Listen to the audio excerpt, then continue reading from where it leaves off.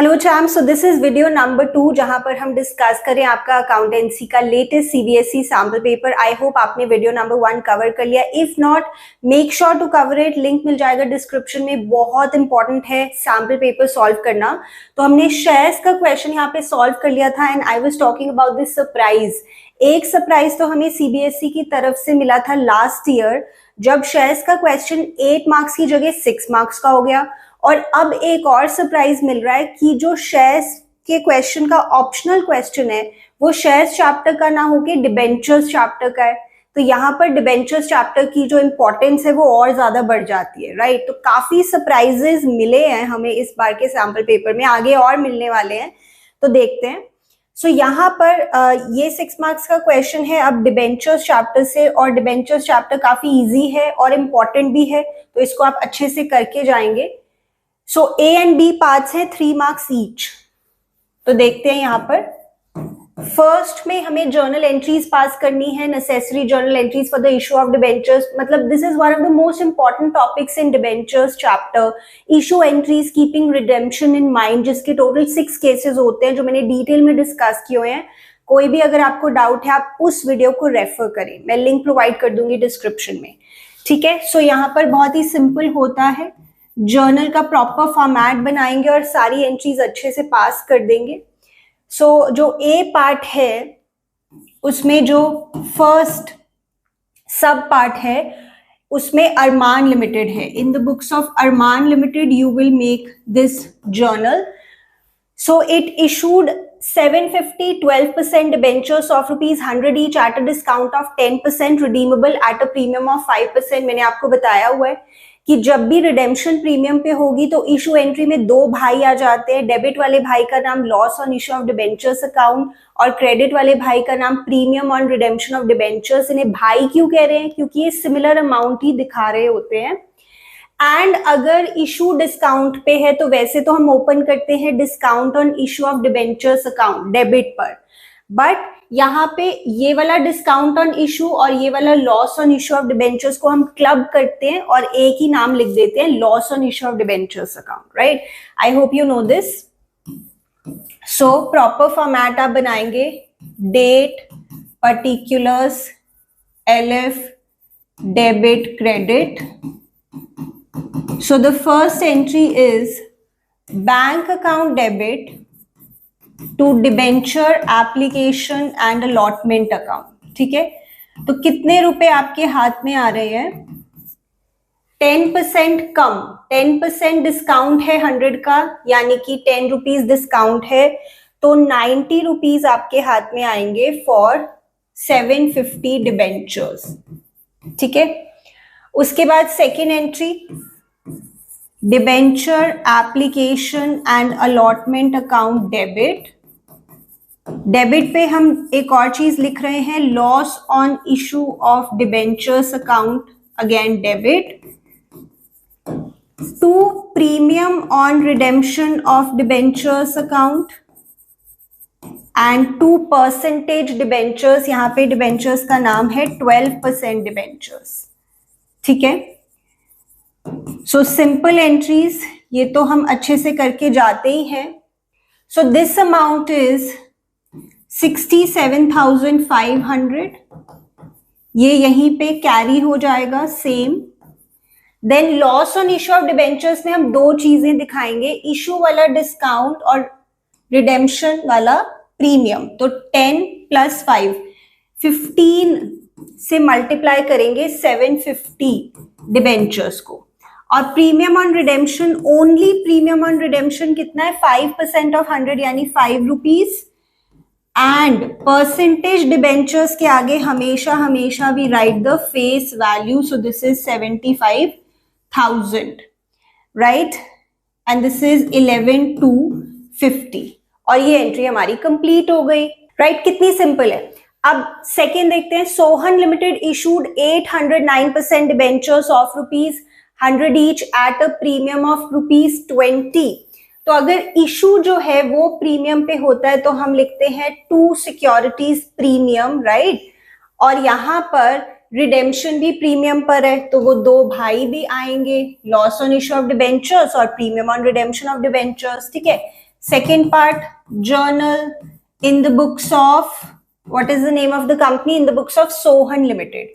First entry हो गई हमारी bank account debit to debenture application and allotment account. हाथ में कितने रुपए आ रहे हैं? इशू वाला प्रीमियम मिला के बताना. सो 800 इंटू 120, ठीक है, 120 रुपीज आ रहे हैं पर डिबेंचर. उसके बाद सेकेंड एंट्री में ये same debenture application and allotment account debit. Then क्योंकि रिडेम्पशन प्रीमियम पर है, so loss on issue of debentures account debit. ये तो बहुत ज्यादा इंपॉर्टेंट है. To securities premium.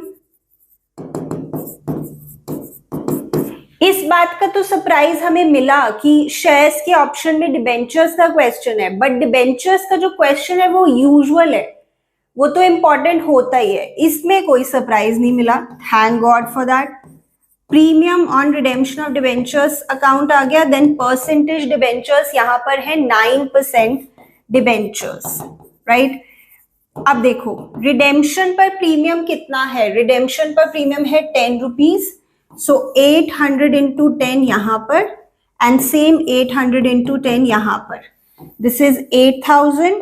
8000 premium issue वाला कितना है? 20 रुपीज का. सो this is 16,000 here. Securities premium के आगे और डिबेंचर्स के आगे हमेशा हमेशा फेस वैल्यू. सो मल्टीप्लाई करोगे 100 से. This is also easy. ठीक है, चलो आगे चलते हैं. नाउ ये 3 मार्क्स हो गए हमारे कंप्लीट. नाउ उसके बाद है issue of debentures as collateral security, जिसमें सिर्फ आपको डिस्क्लोजर करना होता है. बहुत मुश्किल टॉपिक तो है नहीं, ये तो काफी सिंपल होता है. देखते हैं. X Limited obtained a loan of 4 lakh from IDBI Bank. The company issued 5,009% debentures of rupees 100 each as collateral security for the same.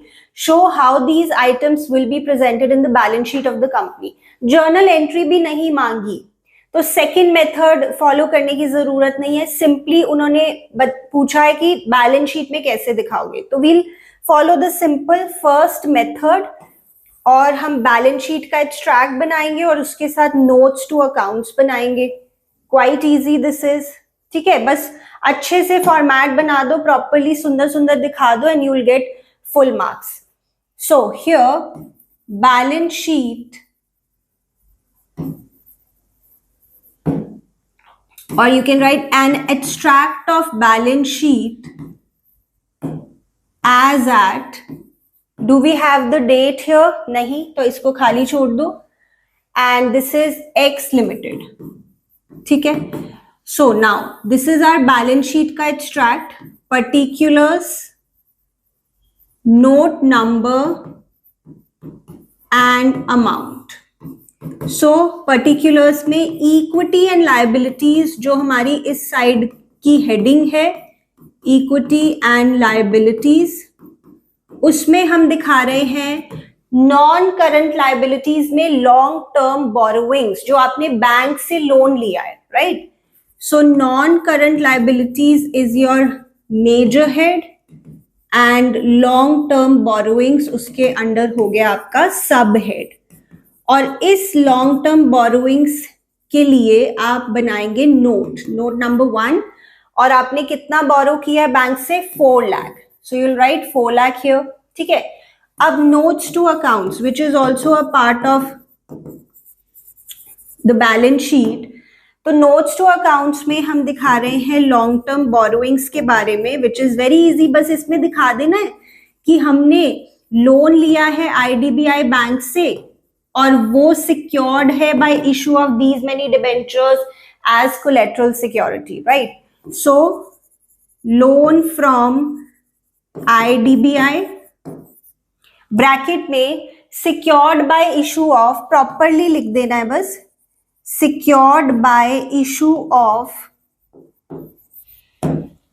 5,009% debentures of rupees 100 each as collateral security. जो कि होती है additional security over and above the principal security. That's it.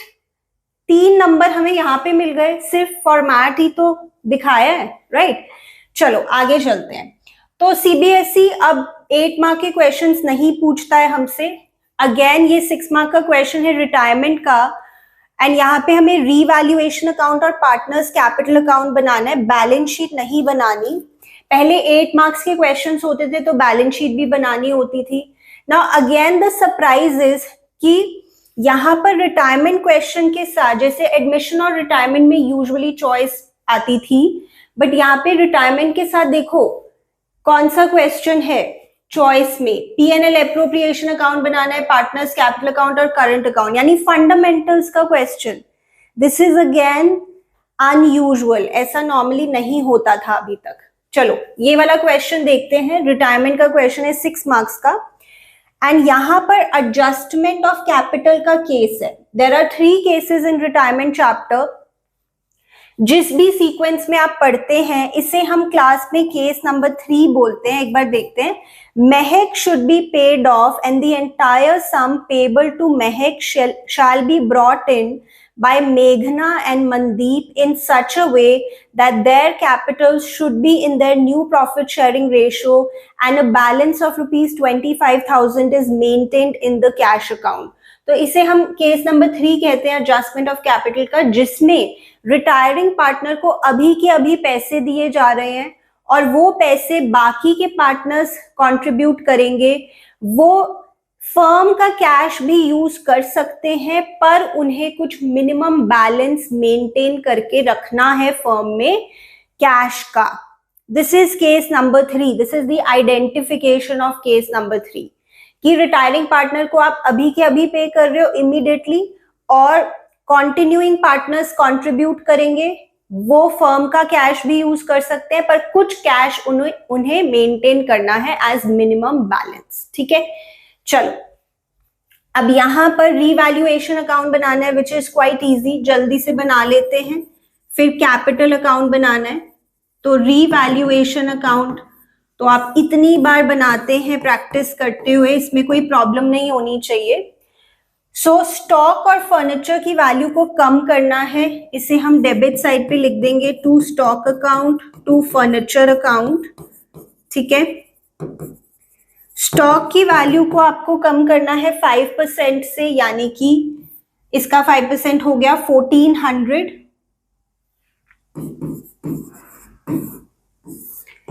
And furniture की value को कम करना है 10% से, यानी 500। प्रोविजन फॉर डाउटफुल डेट्स आपको क्रिएट करना है, सो ये भी डेबिट साइड पे आएगा। बुरी बात हो रही है, लायबिलिटी क्रिएट करनी पड़ रही है। How much? 10% on debtors, so that will be 2000। और उसके बाद गुडविल की तो हम इस चैप्टर में क्या पास करते हैं, like a compensation entry, gaining partner debit to sacrificing partner. Creditors of 8000 were settled at ₹7100। तो यहाँ पे ये गेन हो रहा है, एक तरह से अच्छी बात हो रही है, लायबिलिटी कम में सेटल हो रही है। यहाँ पे 900 का हमें बेनिफिट हो गया, राइट। सो डेबिट पे ज्यादा आइटम्स हैं, so there will finally be loss at the time of revaluation. Loss on revaluation यहाँ पर आएगा as balancing figure, so that is 1900 and 2000 minus 3000 आ गया। एंड यहाँ पे रेशो गिवन नहीं है तो हम इक्वल ले लेंगे, मेघना, महक और मनदीप। मेघना, महक और मनदीप, सो 1000 ईच यहाँ पर आ गया। ठीक है, चलिए ये हमारा revaluation complete. Now let's come to the capital account. और कैपिटल अकाउंट में ध्यान रखना एक एडजस्टमेंट है, और जो मैंने ये स्टार मार्क किया है, ये वाली जो चीज है ये भी हमारी एडजस्टमेंट को अफेक्ट करेगी। इस तरह का क्वेश्चन आपकी बुक में भी है, टीएस गरेवाल में। प्रैक्टिस करते हुए हम उसे इंपॉर्टेंट क्वेश्चन मार्क करते हैं, तो वैसा ही क्वेश्चन आ गया। ओके, सो पार्टनर्स कैपिटल अकाउंट। ओके जी, 3 पार्टनर्स हैं,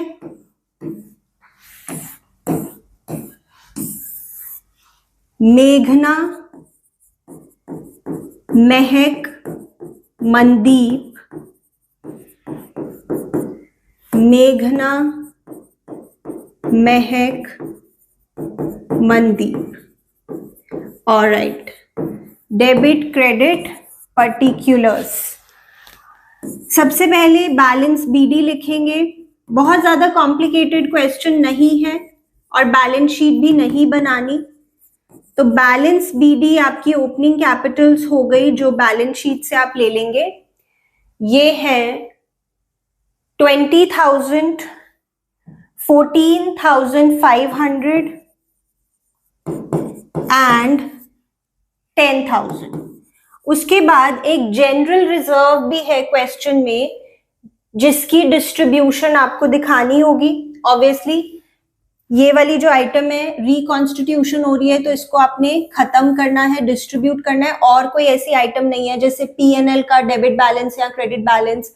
बैलेंस शीट के अंदर अगर गुडविल हो उसको भी राइट ऑफ करते हैं, या वर्कमैन कॉम्पनसेशन रिजर्व या फिर इन्वेस्टमेंट फ्लक्चुएशन रिजर्व, इन सारी आइटम्स को आपको ध्यान से करना होता है। सो जनरल रिजर्व में हमारा आ गया 7,500 का अमाउंट है टोटल। इक्वल रेशियो में इसको डिस्ट्रीब्यूट कर दो, ठीक है। सो 2,500 ईच हो गया। देन ये जो लॉस है इसको भी दिखाएंगे। To revaluation account 1,000 each, right. चलो अच्छा, अब गुडविल की एंट्री। गुडविल की एंट्री में जो पार्टनर्स कंटिन्यू कर रहे हैं वो गेन कर रहे होंगे, और जो पार्टनर रिटायर हो रहा है वो सेक्रीफाइस कर रहा होगा। क्योंकि आपको यहाँ पे न्यू रेशो अलग से गिवन नहीं है, तो आपको गेनिंग रेशो फाइंड आउट करने की जरूरत नहीं है। सो हियर वी हैव मेघना डेबिट, मनदीप डेबिट, पूरा लिखेंगे। Meghna's capital account debit, Mandeep's capital account debit to Mehak's capital account, ठीक है। Mehak is retiring, right. So goodwill कितनी है पूरी फर्म की? पूरी फर्म की गुडविल है 12,000। उसमें से महक का शेयर होगा 1/3 यानी कि 4,000, और इनकी जो गेनिंग रेशो है वो 1:1 ही होगी। आप ओल्ड रेशो से ही देख सकते हो मेघना और मनदीप की जो रेशो है। So this will B 2,000, 2,000। अब इसे हम यहाँ पर दिखा देते हैं। मेघना डेबिट पे है, डेबिट पे आ जाओ, अमाउंट लिख दो जो मेघना के आगे है। मनदीप डेबिट पे है, डेबिट पे आ जाओ। और पर्टिकुलर्स में ऑपोजिट चीज, तो यहाँ पे लिख रहे हैं महक's कैपिटल अकाउंट। उसके बाद महक क्रेडिट पे है, महक के क्रेडिट पे आ जाओ, लिख दो ऑपोजिट चीज। ऑपोजिट में 2 चीजें हैं, दोनों लिख दो। नाम थोड़ा ध्यान से देख लेना, कंफ्यूजिंग हो सकता है। तीनों नाम M से स्टार्ट हो रहे हैं यहाँ पर। By Meghna's capital account and by Mandeep's capital account, ठीक है।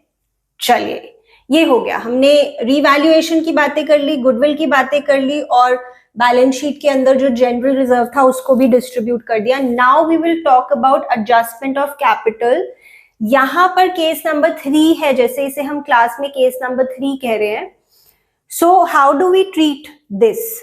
इन दिस केस वर्किंग में आप दिखाएंगे, जैसे जो कॉन्टिन्यूइंग पार्टनर्स है पहले उनकी एडजस्टेड कैपिटल, मतलब जो भी उनकी अभी तक बैलेंसिंग फिगर आ रही है, एडजस्टेड कैपिटल ऑफ मेघना plus adjusted capital of Mandeep. उसके बाद amount to be paid to the retiring partner, यानी कि जो रिटायरिंग पार्टनर की बैलेंसिंग फिगर है वो भी amount to be paid to retiring partner, जो कि है यहां पर महक, ठीक है। उसके बाद plus balance to be maintained, यानी कि जो आपको कैश का बैलेंस मेंटेन करके रखना है वो भी आपकी रिक्वायरमेंट है, उसको ऐड करो। Minus cash already there, minus कर दो जितना पैसा आप यूज कर सकते हो फर्म का। ओके, स्टेप बाय स्टेप देखते हैं। तो सबसे पहले मेघना की जो बैलेंसिंग फिगर आ रही है टिल दिस पॉइंट, वो हम लिखेंगे एज एडजस्टेड कैपिटल ऑफ मेघना।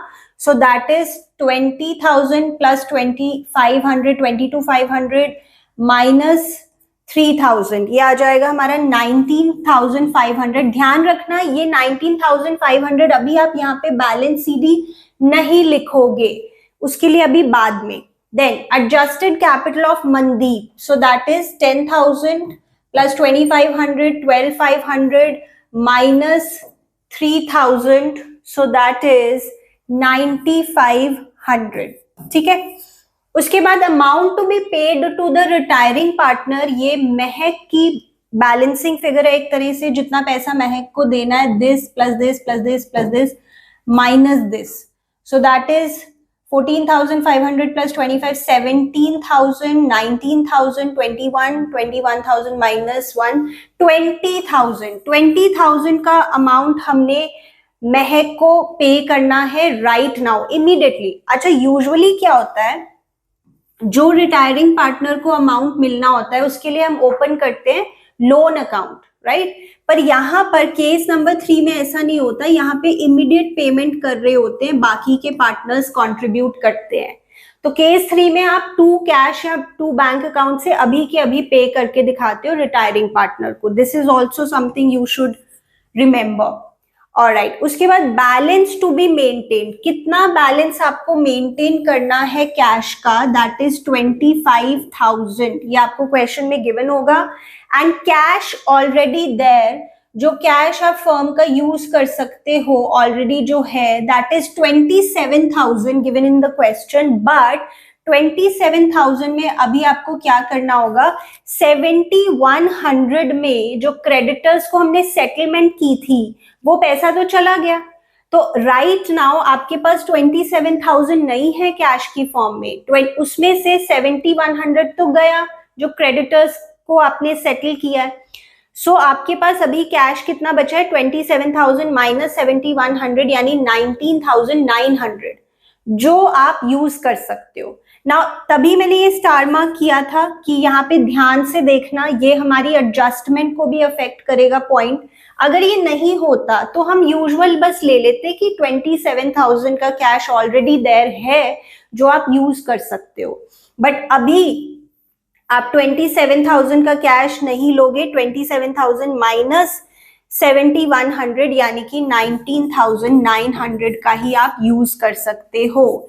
ये सब कुछ प्लस माइनस करने के बाद आपके पास आएगा total capital of the new firm, और फिर आप इसको न्यू रेशो में कर दोगे और हमें क्लोजिंग कैपिटल्स मिल जाएंगी कॉन्टिन्यूइंग पार्टनर्स की, जो कि है मेघना और मनदीप, राइट? चलो यहाँ पे अब इसको हम कैलकुलेट कर रहे हैं। सो दिस इज 54,100 और हमारी न्यू रेशो है 1:1 क्योंकि और कुछ गिवन नहीं है, तो इसको हाफ कर दो। 27,050 फॉर मेघना एंड 27,050 फॉर मनदीप। ये हमें क्लोजिंग कैपिटल्स मिल गई हैं कॉन्टिन्यूइंग पार्टनर्स की, जो कि हम यहां पर लिख देंगे, ठीक है? ये हमें बैलेंस सीडी मिल गया है। ऑल राइट, तो देखो इसे आपका केस 3 अच्छे से रिवाइज हो गया।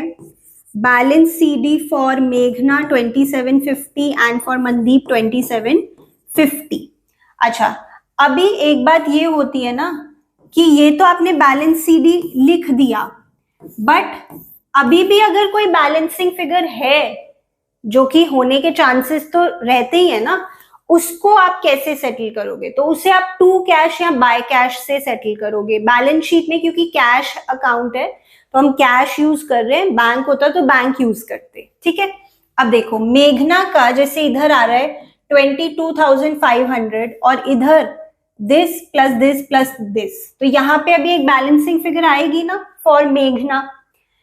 महक का तो सेटल हो गया। देन मनदीप का इधर है 12,500 और इधर है ये 3 आइटम्स, तीनों को ऐड करोगे, इसकी भी यहाँ पे बैलेंसिंग फिगर आएगी। So that will be shown using cash account. ये हमारी बैलेंसिंग फिगर है। कैलकुलेट करके देखो ये कितना आता है, 2750, 2950 एंड 30,050 और 22,500। ये आ गया हमारा 7,550 एंड इधर we are going to get 17,550। ठीक है, और इसके साथ हमारा ये कैपिटल अकाउंट कंप्लीट हो जाता है। ठीक है, तो इसको आप टोटल करके लिख देंगे एंड दिस इज ओवर। चलिए आगे देखते हैं। जो ऑप्शन में क्वेश्चन है, this is also for 6 marks obviously, and ये आपका फंडामेंटल्स चैप्टर से है। ठीक है, देखते हैं क्या है क्वेश्चन में। Varun and Vivek were partners sharing profits in the ratio of 3:2. The balance sheet in their capital and current accounts as on 1st April 22 was as under. Capital account और current account के balances given है. The partnership deed provided that Varun was to be paid a salary of 5,000 per month, whereas Vivek was to get a commission of 30,000 for the year. Interest on capital was to be allowed at the rate of 8% per annum, whereas interest on drawings was to be charged at the rate of 6% per annum. Drawings given है वरुण की 3,000 at the beginning of each quarter और विवेक की given है 30,000 on 1 September 22। Net profit दिया हुआ है firm का और आपको बनाना है profit and loss appropriation account और कैपिटल अकाउंट और करंट अकाउंट। ठीक है, इंटरेस्टिंग क्वेश्चन है, ध्यान से करेंगे हो जाएगा, आपको कॉन्सेप्ट आता है। So this is profit and loss appropriation account, profit and loss appropriation account for the year ended 31st March 23, right? तो ये हमारा बन रहा है profit and loss appropriation account. Debit particulars amount, all right. तो सबसे पहले हम यहाँ पे क्या लिखते हैं, नेट प्रॉफिट जो हमारा ऊपर से आ रहा होता है by profit and loss account, bracket में नेट प्रॉफिट, जो आपने साल भर में प्रॉफिट अर्न किया है दैट इज 1,20,000। ठीक है, उसके बाद हम यहाँ पे लिख देते हैं इंटरेस्ट ऑन ड्रॉइंग्स, दोनों का हमें कैलकुलेट करना होगा फॉर वरुण एंड विवेक। ठीक है, और अल्टीमेटली ये करंट अकाउंट में रिफ्लेक्ट होगा क्योंकि यहाँ पे फिक्स्ड कैपिटल्स है। ठीक है, नाउ देखते हैं। For the first partner Varun, आप विड्रॉ कर रहे हो 3,000 in the beginning of each quarter, यानी एनुअल ड्रॉइंग्स हो गई 3,000 इंटू 4। जो इंटरेस्ट है ड्रॉइंग्स पर दैट इज 6%, एंड इसके लिए एवरेज पीरियड क्या होता है, number of months after first drawing plus number of months after last drawing divided by 2। तो बिगिनिंग ऑफ ईच क्वार्टर, पहले क्वार्टर के बिगिनिंग में so there are 12 months, then last quarter के बिगिनिंग में there are 3 months, तो 12 plus 3 divided by 2 यानी कि 7.5 is your average period. 7.5 divided by 12 करेंगे, ये हमारा इंटरेस्ट ऑन ड्रॉइंग्स कैलकुलेट होगा for Varun. And then for Vivek, आपने ड्रॉइंग्स की है 30,000 की 1 सितंबर को, तो सितंबर, अक्टूबर, नवंबर, दिसंबर, जनवरी, फरवरी, मार्च, 7 मंथ्स के लिए आप इंटरेस्ट कैलकुलेट करेंगे एट द रेट ऑफ 6%। ठीक है, so let us see what this is. So this is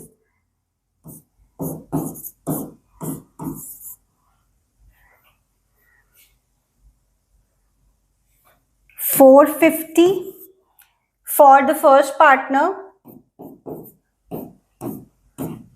and then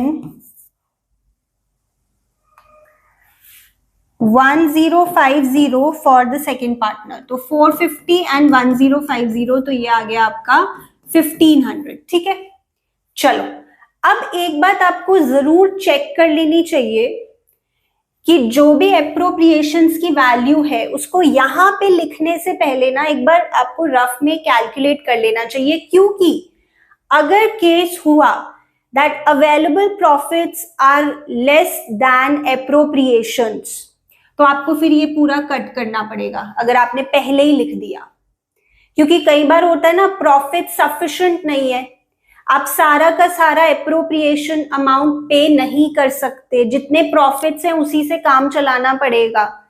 so be careful, और पहले ही एक बार आपको साइड में अमाउंट कैलकुलेट करके देख लेना चाहिए कि प्रॉफिट्स कहीं कम तो नहीं है।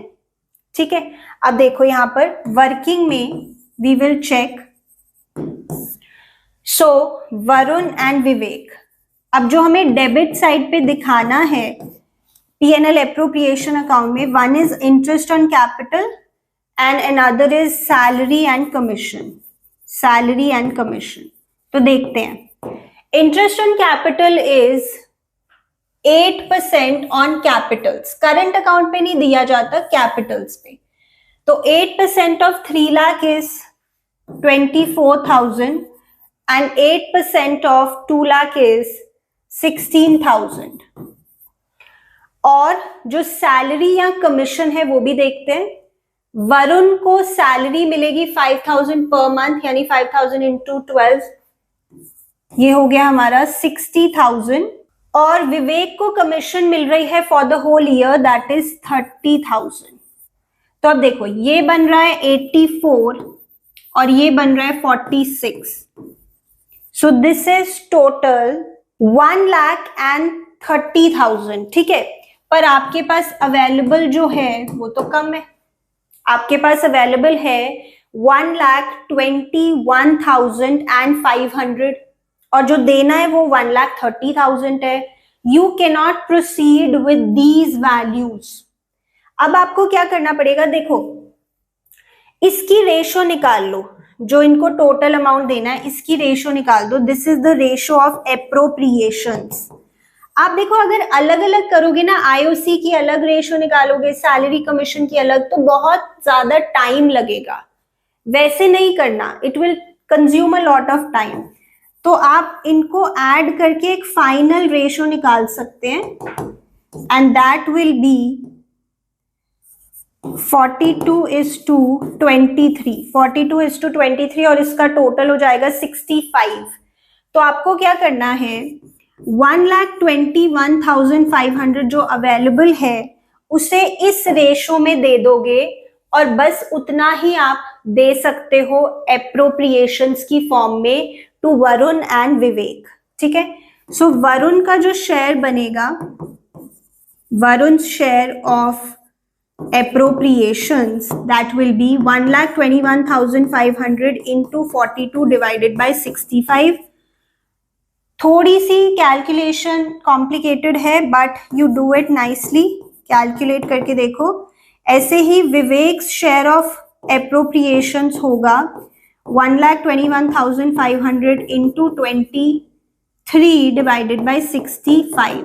तो ये कैलकुलेट किया मैंने and this is coming out to 78508। वैसे आ रहा था 7.6, तो राउंड ऑफ कर दिया एंड ये भी आप कैलकुलेट करें। This is 42,992। चलिए अब इसे हम लिख देंगे और क्या लिखें यहाँ पे, आप सिंपली लिख सकते हैं जहां पे ये एक्चुअली जाना है अमाउंट, जो कि है करंट अकाउंट। तो you can simply write partners current account, या फिर अलग अलग लिखो Varun current account, Vivek's current account. तो वरुण का अमाउंट बना है 785,508 and for Vivek the amount is 42,992। तो अब इसे क्लोज कर रहे हैं हम। This is our appropriation, P&L appropriation account. इसके बाद हमें बनाना है कैपिटल अकाउंट, जिसमें कुछ भी नहीं होगा, बस BD एंड CD, क्योंकि कोई आपकी एडिशनल कैपिटल या विड्रॉल ऑफ कैपिटल नहीं है। और फिर हमें करंट अकाउंट दिखाना है, which is also very easy. तो मेन काम तो हम कर चुके हैं। अभी partners capital account, proper format, बिल्कुल कंजूसी नहीं फॉर्मेट में, वरुण एंड विवेक, उसके बाद फिर से Varun and Vivek. So the balance BD, the opening capitals are, I think it was 3 lakh and 2 lakh. Yes, 3 lakh and 2 lakh. और कोई एडिशनल कैपिटल या विड्रॉल ऑफ कैपिटल नहीं है, तो यही हमारा बन जाएगा बैलेंस CD। क्योंकि कैपिटल्स फिक्स्ड हैं, तो कैपिटल सिर्फ 2 ही सिनेरियोज में चेंज हो सकती हैं, जो मैं बार बार बोल रही हूँ, जब या तो एडिशनल कैपिटल हो या विड्रॉल ऑफ कैपिटल हो। ठीक है, चलिए इसके बाद हम आ जाते हैं करंट अकाउंट पर, और उसमें हम अगेन पहले बैलेंस BD लिखेंगे, फिर ये जो एप्रोप्रिएशंस हमने निकाली है वो। So partners current account, partners current account,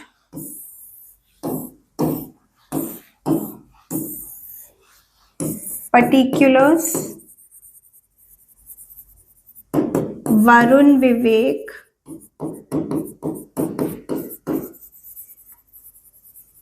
Varun Vivek। all right, first of all balance BD, एक का तो क्रेडिट साइड पे था बट एक का डेबिट साइड पे था, तो क्रेडिट वाला है 1 लाख फॉर वरुण, 1 लाख, एंड विवेक का है 28,000। This is balance BD।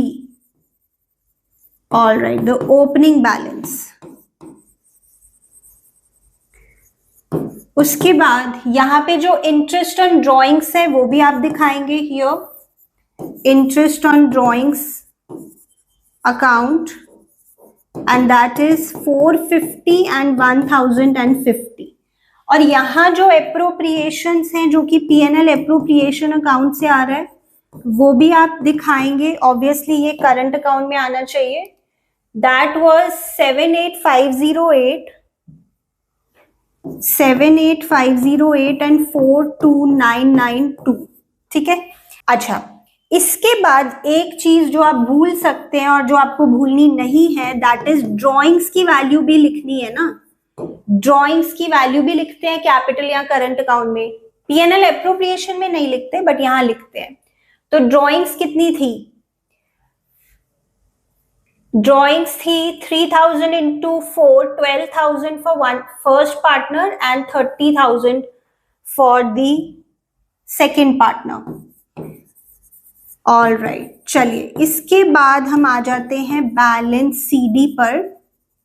Balance CD, let us calculate 1 lakh plus 78,508 minus 450 minus 12,000, so that is 1,66,058। और यहाँ पर इधर आ रही है बैलेंसिंग फिगर, क्योंकि इधर बड़ा है amount, 28,000 plus 30,000 plus 1050 minus 42992, so that is 16,058, 16,058, and that's it। ये हमारा अब क्लोज हो जाएगा। टोटल कर देना and we are done with this question.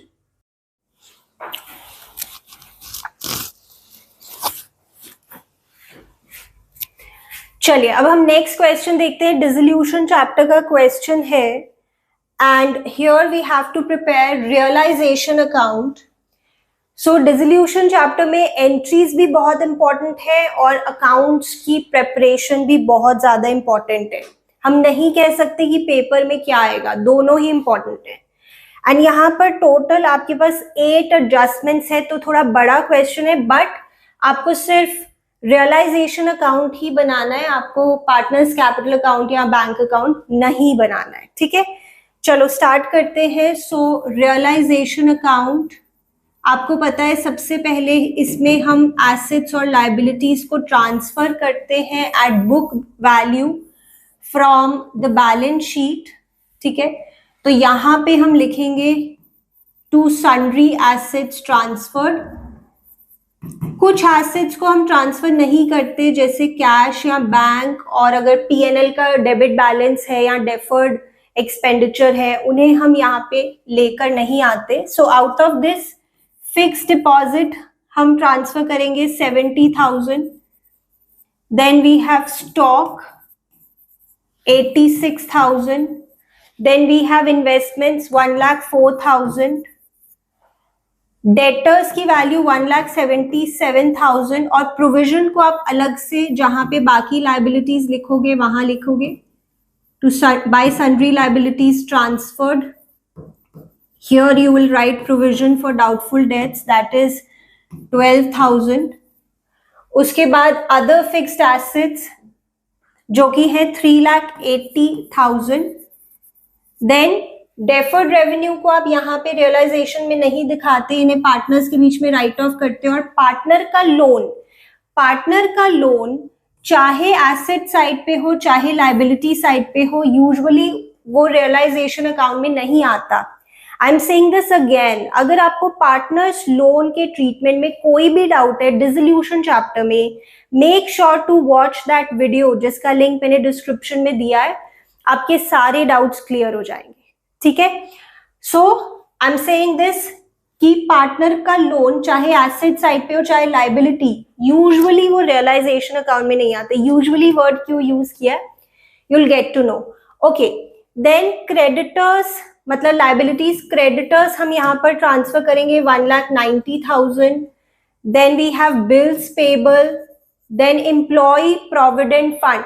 अच्छा, कुछ बच्चों को लगता है कि एम्प्लॉयज प्रोविडेंट फंड पार्टनर्स के बीच में डिस्ट्रीब्यूट होगा, दैट्स अ बिग मिस्टेक, क्योंकि एम्प्लॉयज प्रोविडेंट फंड पे एम्प्लॉयज का हक है, पार्टनर्स का नहीं। तो ये नॉर्मल एक्सटर्नल लाइबिलिटी की तरह ट्रीट होगा। मिसेस सनीज लोन, जैसे सनी और बॉबी यहाँ पर पार्टनर है, मिसेस सनीज लोन यानी पार्टनर की वाइफ का लोन, ये एक नॉर्मल एक्सटर्नल लाइबिलिटी की तरह ही ट्रीट होगा, ठीक है, क्योंकि पार्टनर के जो फैमिली मेंबर्स हैं वो आउटसाइडर्स ही हैं। देन इन्वेस्टमेंट फ्लक्चुएशन फंड को भी हम ट्रांसफर करते हैं अगर इन्वेस्टमेंट्स है क्वेश्चन में, बट इसको पे ऑफ नहीं कर सकते क्योंकि ऑब्वियसली इसकी वो नेचर नहीं है कि इन्वेस्टमेंट फ्लक्चुएशन फंड को आप पे ऑफ करें लाइक अदर लाइबिलिटीज, ठीक है। ये हमने ट्रांसफर कर दिया। उसके बाद ऑब्वियसली कैपिटल्स तो कैपिटल अकाउंट में आता है। Now let us read the adjustment. Sunny promise to pay off Mrs Sunny's loan. तो मिसेस सनीज लोन जो कि हमने एक लाइबिलिटी की तरह यहाँ पे ट्रांसफर किया है, this is taken over by Sunny, यानी कि नॉर्मली एक लाइबिलिटी एक पार्टनर लेकर जा रहा है, तो पार्टनर जब एसेट या लाइबिलिटी लेकर जाता है तो उसका कैपिटल अकाउंट हम यूज करते हैं, और कोई वैल्यू नहीं गिवन तो सेम वैल्यू हम ले लेंगे। उसके बाद Bobby took away stock at 20% discount and 80% off the investments at 10% discount. तो बॉबी जो है वो कुछ एसेट्स लेकर जा रहा है, so we will write Bobby's capital account, stock और इन्वेस्टमेंट्स वो लेकर जा रहा है। किस वैल्यू पर लेकर जा रहे हैं, थोड़ा ध्यान से कैलकुलेशंस कीजिएगा। सो स्टॉक 86,000 का वो लेकर जा रहा है एट 20% लेस, ठीक है। तो इसका 20% लेस कर दीजिए, so that will be 68,800, and investments भी वो लेकर जा रहे हैं बट पूरी नहीं, 80% इन्वेस्टमेंट्स। तो 1,04,000 का पहले आप 80% करेंगे, सो दैट इज 83,200। फिर उसका 10% माइनस करेंगे यानी कि 8320 माइनस करेंगे, then you will get the value जितने पे वो लेकर जा रहा है investment. So that is 74,880. So 74,880 ये आ गया हमारा बॉबीज कैपिटल के आगे। ऑलराइट, चलिए उसके बाद देखते हैं, 2 एडजस्टमेंट्स हो गई। देन धर्म एक डेटर है 60,000 रुपीज का, उसने हमें पैसे देने थे, हैड टू पे the amount 2 months after the date of dissolution. He was allowed a discount of 9% per annum for making immediate payment. वैसे तो उसने 2 महीने बाद पैसे देने थे, बट अभी पैसे दे दिए तो हम उसे डिस्काउंट दे रहे हैं। तो डेटर से पैसे आ रहे हैं, यहां पर हम लिखेंगे बैंक अकाउंट। ठीक है, जब भी एसेट्स रियलाइज होते हैं तो उसके लिए हम यहाँ पे लिखते हैं बाय बैंक अकाउंट। कितने पैसे मिल रहे हैं इस डेटर से, वी विल सी। सो उसे हम 2 months का डिस्काउंट देंगे क्योंकि वो 2 महीने जल्दी पैसे दे रहा है, at the rate of 9% discount देंगे हम। सो दिस इज 900 का डिस्काउंट, 60,000 पर 900 का डिस्काउंट, दैट विल बिकम 59,100। ठीक है, ये हो गया। देन क्रेडिटर्स को हम पैसे दे रहे हैं 1,75,000 इन फुल सेटलमेंट। तो क्रेडिटर्स यानी लाइबिलिटी को आप पे ऑफ कर रहे हो तो आप लिखोगे टू बैंक अकाउंट। एक बात और आपको याद रखनी चाहिए, सारी लाइबिलिटीज को पे ऑफ करना ही करना है, चाहे लिखा है चाहे नहीं, एक्सेप्ट अ फ्यू। जैसे प्रोविजन फॉर डाउटफुल डेट्स को आप पे ऑफ नहीं कर सकते, इन्वेस्टमेंट फ्लक्चुएशन फंड को आप पे ऑफ नहीं कर सकते, बट बाकी सारी लाइबिलिटीज को पे ऑफ करना ही करना है, चाहे लिखा है चाहे नहीं। ऑल्सो जो एसेट्स है, टैंजिबल एसेट्स, अगर नहीं भी लिखा तो उन्हें आप रियलाइज करवाएंगे एट बुक वैल्यू, ये चीज आप ध्यान रखें। Then 90% of other fixed assets realized rupees 1,98,000 and the remaining were realized at a discount of 15%. So other fixed assets हैं हमारे 3,80,000 के, इसमें से 90% जब हमने सेल किया तो हमें मिला 1,98,000 और बाकी कितना बचा 10%, यानी कि 38,000। 10% जो बचा उससे हमने रियलाइज किया एट 15% डिस्काउंट। तो इसका 15% आप निकालेंगे, दैट विल बी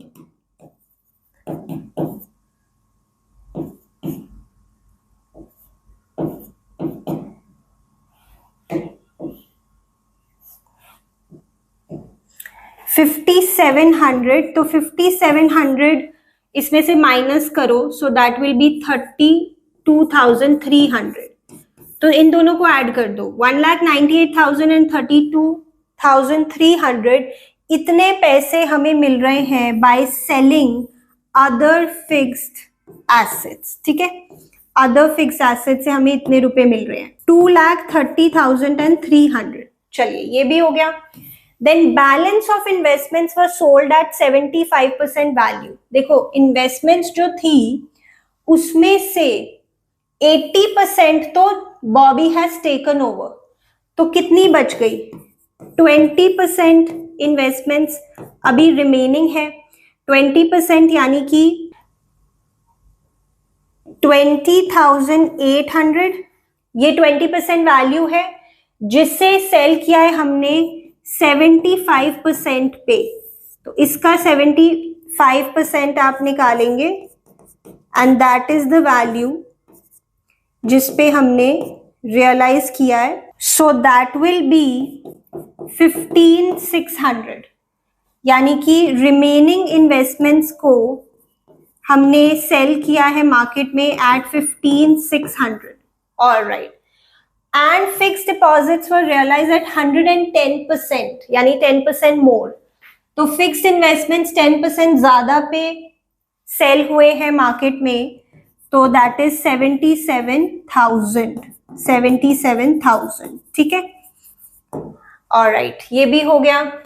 देन एक ओल्ड फर्नीचर है which was completely written off from the books. Bobby took over the same for 41,000 and balance to him was given in cash। Okay देखते हैं now. Partners loan से related ये point है।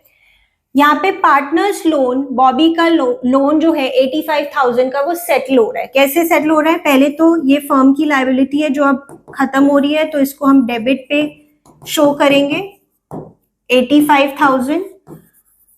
इसके लिए वो फर्नीचर लेकर जा रहा है, बट हम टू फर्नीचर अकाउंट नहीं लिखेंगे। इस चैप्टर में हम एसेट्स और लायबिलिटीज का जाना रियलाइजेशन अकाउंट से दिखाते हैं, ठीक है। तो फर्नीचर रियलाइजेशन अकाउंट में ट्रांसफर किया होगा। वैसे तो उन्होंने लिखा है it was completely written off from the books. Even then अगर वो होता तो वो रियलाइजेशन में होता, तो रियलाइजेशन अकाउंट से ही हम उसे जाता हुआ दिखाएंगे एट 41,000, ठीक है। और बैलेंस हमने पे किया है in the form of cash, so the balance is 44,000, right. तो अब इसे रियलाइजेशन में कैसे दिखाएंगे? रियलाइजेशन क्रेडिट पे है, क्रेडिट पे आ जाओ, लिख दो ऑपोजिट चीज। तो मैंने आपको कहा था कि वैसे तो पार्टनर्स लोन रियलाइजेशन अकाउंट में नहीं आता, बट उसका कुछ कंपोनेंट आ भी सकता है, ठीक है। तो ये बात आप देखेंगे, again refer to that video अगर कोई भी डाउट आपको है इस टॉपिक में। So here we are going to write 41,000 by Bobby's loan account, ठीक है। ओके, ये हो गया। देन इसके बाद इधर भी एक पॉइंट है, realisation expenses 20,000 were paid by Sunny and Bobby equally on behalf of the firm. Again realisation expenses की जो जर्नल एंट्रीज है या जो उसका ट्रीटमेंट है, अगर उससे रिलेटेड आपको कोई भी डाउट है, अगेन मैं बहुत ही कॉम्प्रिहेंसिव वीडियो आपके लिए डिस्क्रिप्शन में प्रोवाइड कर रही हूँ, make sure to cover it. आपके कोई डाउट्स नहीं रहेंगे इस टॉपिक से रिलेटेड, ठीक है। तो इसमें क्या होता है कि अगर फर्म बियर कर रही है एक्सपेंसेस, तो रियलाइजेशन अकाउंट को हम डेबिट करेंगे। ये खर्चा जैसे फर्म का है, बट अभी सनी और बॉबी पे कर रहे हैं, तो फर्म उनको अपना क्रेडिटर बना देगी और इक्वली पे कर रहे हैं, ठीक है, to Sunny's capital account, to Bobby's capital account. अब इसे हम यहां पर दिखाएंगे, रियलाइजेशन में डेबिट साइड पे to Sunny's capital account, to Bobby's capital account, ठीक है। फिर हम सारी चीजों को सेटल कर देंगे, to Sunny's capital account, to Bobby's capital account. ये हमारा रियलाइजेशन एक्सपेंसेस से रिलेटेड है। ऑल राइट, चलिए अब एक बार देख लेते हैं।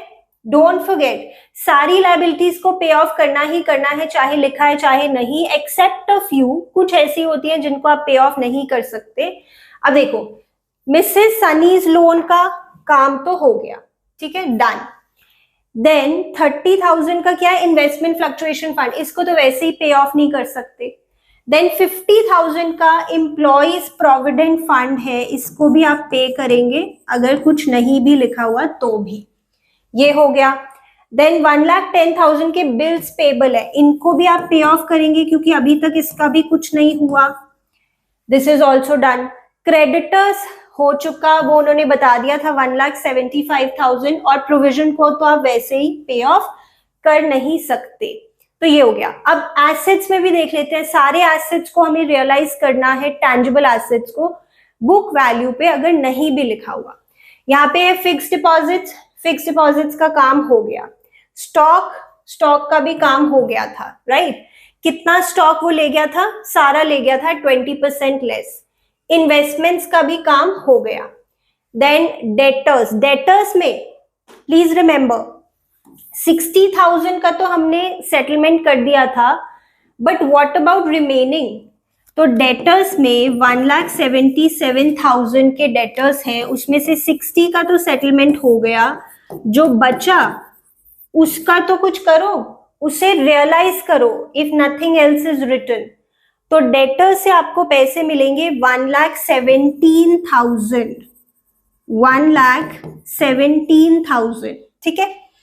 और देखते हैं, डेटर्स के बाद था अदर फिक्स्ड एसेट्स का भी काम हो चुका है, ठीक है।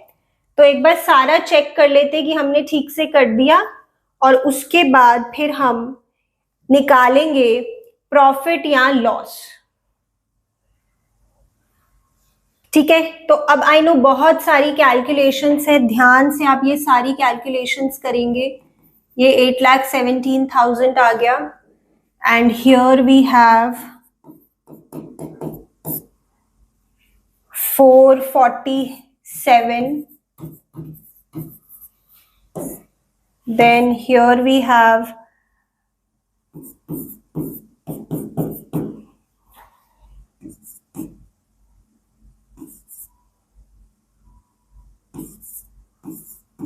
3,35,000, 499,000। फाइनली आप निकालेंगे प्रॉफिट या फिर लॉस। यहां पर हमारा आएगा लॉस ऑन रियलाइजेशन। कैलकुलेट करें, take your time, and the loss will be 96,320, जिसे आप सनी और बॉबी के बीच में डिवाइड करेंगे इन द रेशियो ऑफ 3:2, ठीक है। And that is when we will finish this question.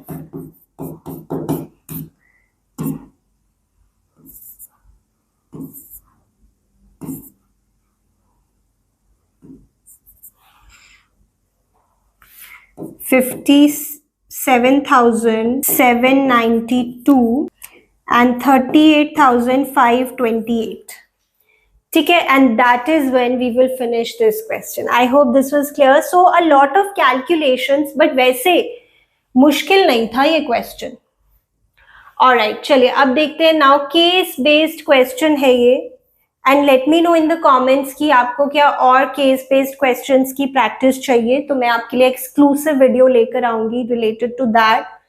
तो यहां पर आपको जैसे बैलेंस शीट का एक्सट्रैक्ट गिवन है, and you have been given balance sheet of XYZ limited, एक तो 31 मार्च 24 को, और फिर उसके नोट्स गिवन है शेयर कैपिटल के और रिजर्व्स एंड सरप्लस के,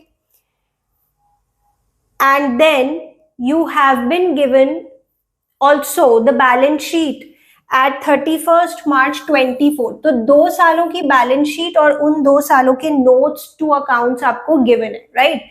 दिस इज द इंफॉर्मेशन। अब पूछा क्या है, ये नोट्स यहाँ पर फिनिश हो गए। Then this information is also given, during the year the company took over the business of क्विपा limited with assets of ₹12 lakh and liabilities of ₹7,30,000.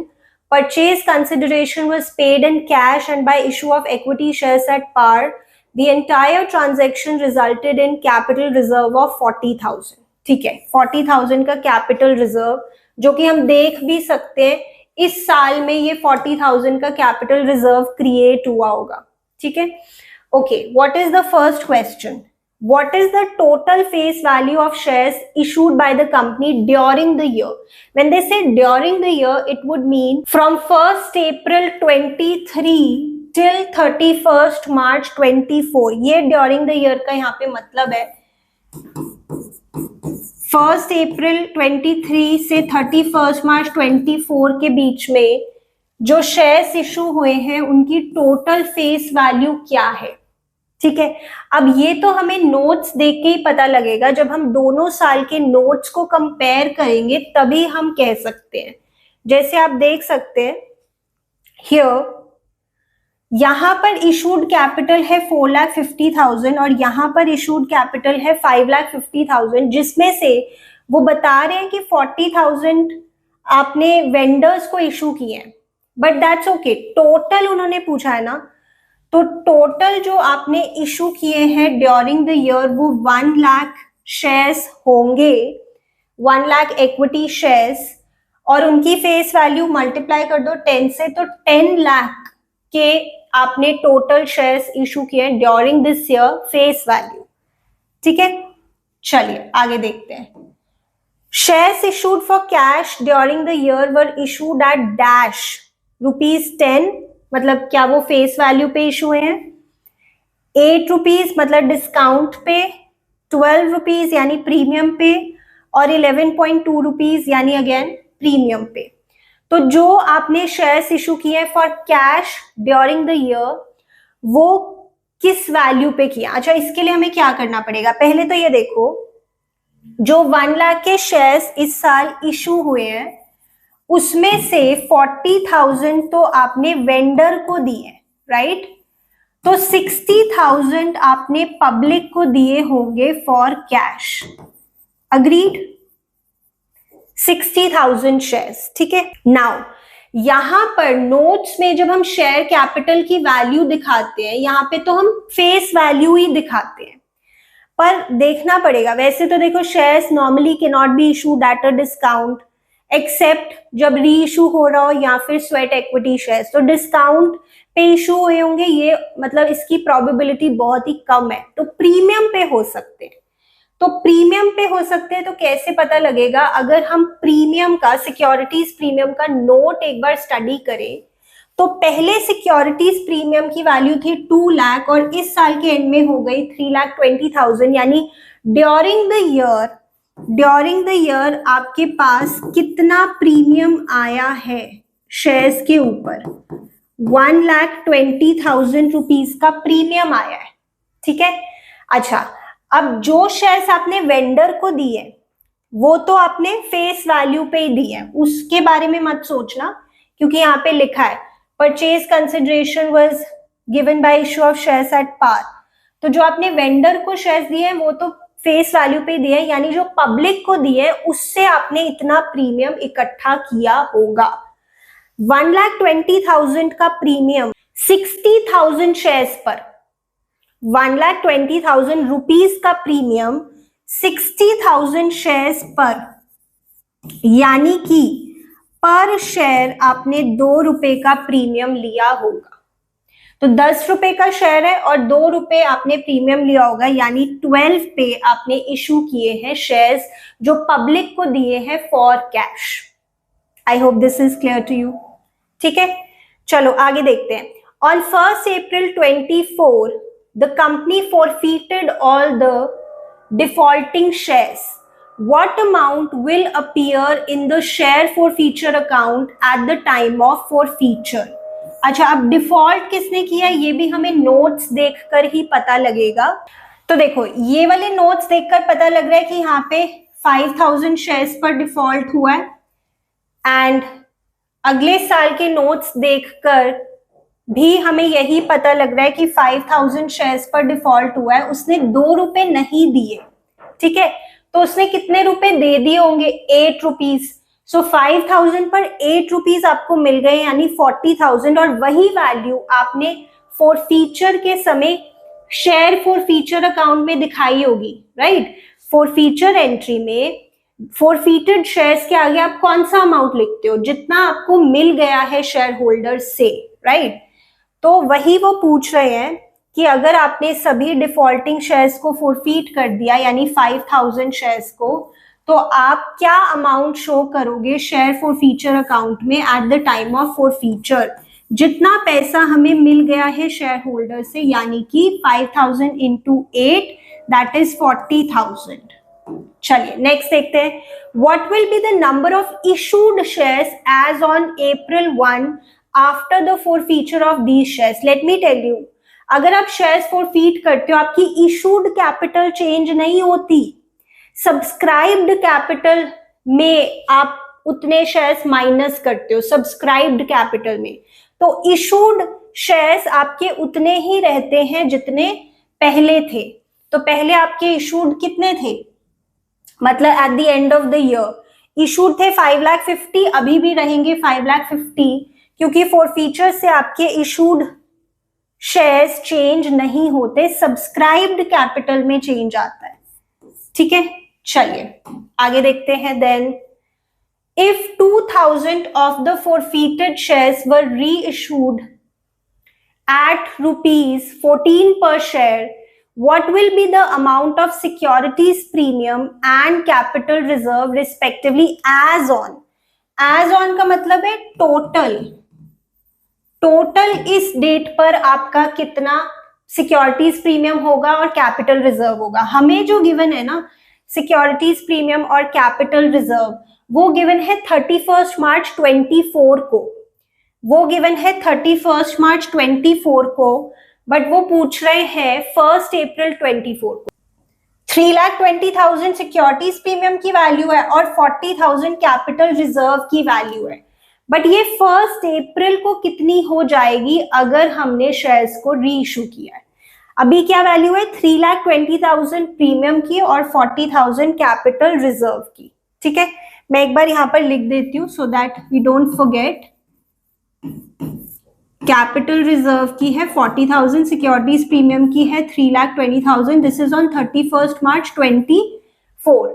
But अगर 1 अप्रैल को आपने री इशू किया है तो क्या वैल्यू हो जाएगी।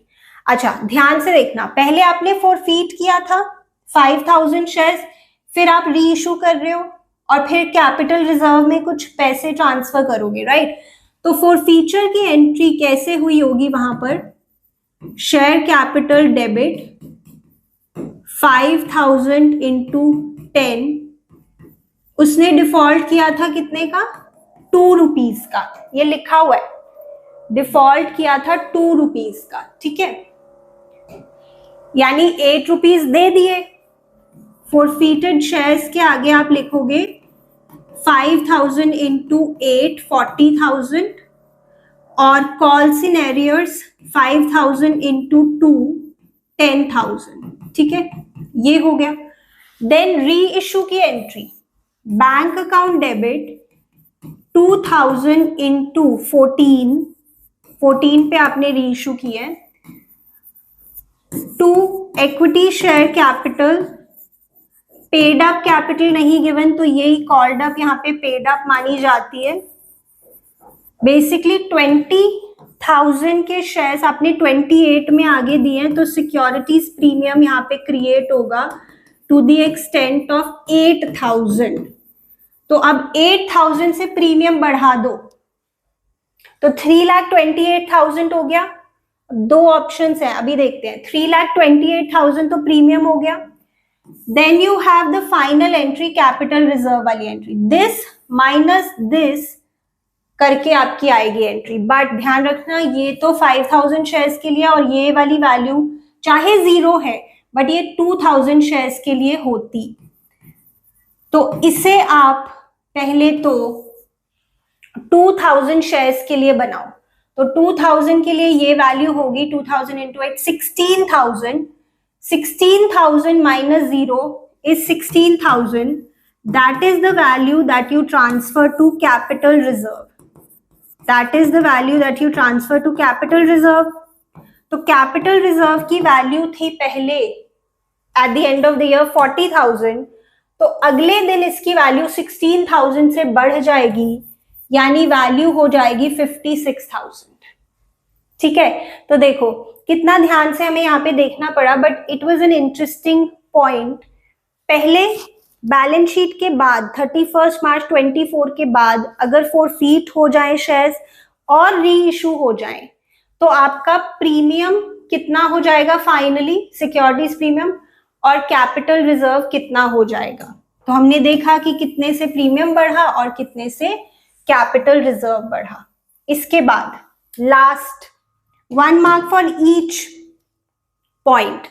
What will be the amount in the subscribed and fully paid after the reissue of 2,000? ये तो सिंपल हो गया। आपके पास टोटल शेयर्स पहले कितने थे सब्सक्राइब्ड में, तो देखो यहाँ पर हमारे जो टोटल शेयर्स हैं वो 5,50,000 शेयर्स है। ठीक है, 5,50,000 में से यहाँ पे भी आप देख सकते हैं 5,45,000 एंड 5,000, टोटल 5,50,000।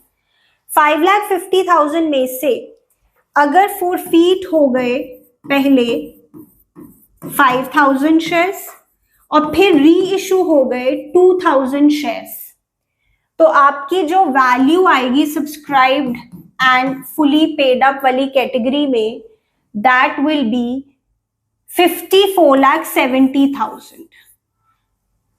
तो अगर शेयर्स फॉरफीट हो गए उतना आप माइनस कर देते हो और जितने रीइशू हो गए उतने आप प्लस कर देते हो, सिंपल। ठीक है, चलो आगे देखते हैं। Now we are coming to the next part, part B which is of 20 marks. तो पहले इसमें भी कुछ आपके 1 मार्क क्वेश्चंस होंगे, जल्दी से देखते हैं। When an analyst analyzes the financial statements of an enterprise over a number of years, the analysis is called over a number of years, horizontal analysis और time series analysis, ठीक है। और अगर सेम ईयर देख रहे होते हो तो दैट इज वर्टिकल एनालिसिस। आगे देखते हैं। Dash will result in increase in liquid ratio without affecting the current ratio. Liquid ratio क्या होता है? Liquid assets divided by current liabilities, और करंट रेशियो होता है current assets divided by current liabilities. Liquid assets होता है current assets minus inventory जो कि क्लोजिंग स्टॉक है माइनस प्रीपेड एक्सपेंसेस। अच्छा देखो, sale of stock at cost price, अगर आप स्टॉक को बेचोगे कॉस्ट पे तो यहाँ पे देखो क्या होगा। अगर करंट एसेट्स की बात करें, यहाँ पे स्टॉक माइनस हो जाएगा और पैसे आ जाएंगे, देखा जाए तो कोई फर्क नहीं पड़ेगा। बट अगर आप स्टॉक बेचोगे कॉस्ट प्राइस पर तो लिक्विड एसेट्स में इंक्रीज होगा क्योंकि पैसे आएंगे, पैसे आएंगे, और जो स्टॉक जा रहा है वो इस पे इफेक्ट नहीं डालेगा बिकॉज स्टॉक इसमें दिखाते ही नहीं है। जो स्टॉक जा रहा है वो मेरे लिक्विड एसेट्स को कम नहीं करेगा क्योंकि स्टॉक लिक्विड एसेट्स में आता ही नहीं है। बट जो पैसे आ रहे हैं उससे मेरे लिक्विड एसेट्स बढ़ेंगे। तो अगर न्यूमरेटर बढ़ेगा तो मेरी रेशियो बढ़ेगी, यानी this is the right answer. Sale of stock at cost price से मेरी लिक्विड रेशियो बढ़ेगी बट मेरी करंट रेशियो पे कोई फर्क नहीं पड़ेगा। चलिए उसके बाद देखते हैं। देन ऑन 31st, यहाँ पे February लिखा है but that's a misprint actually. On 31st March 24 the following information of Bartan manufacturing limited is available. Net profit ratio है 40% और ऑपरेटिंग प्रॉफिट रेशियो है 50%। On 1st April 24, it was came to the notice that the accountant had omitted the recording of interest received on investments of 2 lakh for the financial year 23-24. The required rectification was done. और इसका क्या फर्क पड़ेगा net profit ratio पे और operating profit ratio पे? बहुत ज्यादा इजी है। देखो, नेट प्रॉफिट रेशियो का फॉर्मूला होता है net profit upon revenue from operations into 100 और ऑपरेटिंग प्रॉफिट रेशियो का फॉर्मूला होता है operating profit upon revenue from operations into 100, right. अगर आपको इंटरेस्ट मिला है इन्वेस्टमेंट्स के ऊपर तो इससे नेट प्रॉफिट बढ़ेगा definitely because interest received on investments is shown in SPL on the credit side. Net profit बढ़ेगा और आरएफओ पे कोई फर्क नहीं है तो ये वाली रेशियो आपकी इंक्रीज होगी, ठीक है। But interest received on investments operating profit का पार्ट नहीं होता क्योंकि interest received on investments operating income नहीं होती, ये तो इन्वेस्टिंग एक्टिविटी से रिलेटेड है। तो ये हमारे ऑपरेटिंग प्रॉफिट को इम्पैक्ट नहीं करेगा। Interest received on investments, I am repeating, क्योंकि interest received on investments operating income होती ही नहीं तो ये ऑपरेटिंग प्रॉफिट का पार्ट नहीं है। ऑपरेटिंग प्रॉफिट रेशियो पे कोई फर्क नहीं पड़ेगा तो हम क्या बोलेंगे? Net profit will increase but operating profit ratio will have no change, ठीक है। I hope this is clear. Then while computing cash from operating activities, which of the following items will be added to the net profit? तो हम कौन सी items add करते हैं? देखो, अगर current assets की वैल्यू बढ़ती है तो इसे हम माइनस करते हैं, करंट एसेट्स की वैल्यू कम होती है तो प्लस करते हैं। करंट लायबिलिटीज की वैल्यू बढ़ती है तो ये बुरी बात है तो इसे हम प्लस करते हैं। करंट लायबिलिटीज की वैल्यू कम होती है तो इसे हम माइनस करते हैं, ये आपको पता है। तो वो पूछ रहे हैं कि किसको आप ऐड करोगे? Decrease in the value of inventory, yes इसको ऐड करोगे। इंक्रीज इन शेयर कैपिटल, इसको ऑपरेटिंग एक्टिविटीज में दिखाते ही नहीं, ये तो हमारी फाइनेंसिंग एक्टिविटी होती है। देन उसके बाद increase in the value of trade receivables, नहीं इसको हम ऐड नहीं करते, इसको हम सब्ट्रैक्ट करते हैं। Increase in the amount of outstanding expenses, yes increase in current liabilities को हम ऐड करते हैं। तो 1 and 4 is the right answer, ठीक है। चलो Which of the following statements is correct? Investments in shares are excluded from cash equivalents unless they are in substance cash equivalents. I'll talk about this. आगे देखते हैं एक बार कौन C correct statement है ये बताना है. Short term marketable securities which can be readily converted into cash are not treated as cash equivalents. गलत स्टेटमेंट है. They are treated as cash equivalents. In case of financial enterprise, interest received and dividend received are classified as investing activity. नहीं, वो तो operating activity हो जाती है financial enterprise के लिए. And dividend paid and interest paid are operating activities. नहीं, ऐसा नहीं है, ये गलत statement हो जाती है हमारी. Provision for tax made during the year is an outflow from operating act. नहीं, इसको तो हम ऊपर plus करते हैं when we calculate net profit before tax and extraordinary items जो प्रोविजन फॉर टैक्स इस साल क्रिएट हुआ है. तो आंसर तो यही बनता है.